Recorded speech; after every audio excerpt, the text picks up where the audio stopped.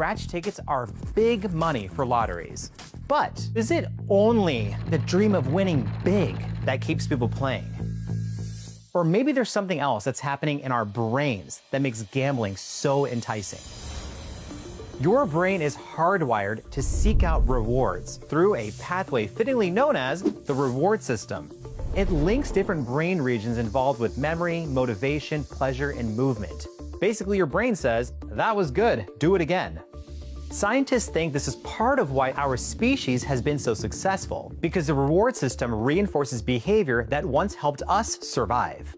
When you do something rewarding or something that keeps you alive, like eating for example, neurons in your brain release powerful chemical messengers such as dopamine, which causes you to feel a wave of satisfaction and encourages you to repeat that behavior again and again and again and again.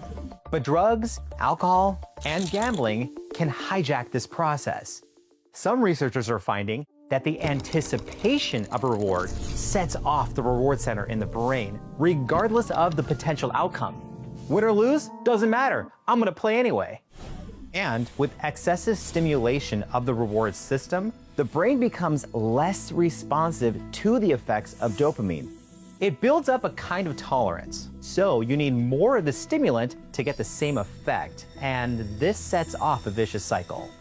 Brain imaging studies have shown decreased activity in the decision-making part of your brain, the prefrontal cortex, in those with a gambling disorder. The overall effect of the constant stimulation of the reward system is that the behavior becomes more like a reflex than a choice.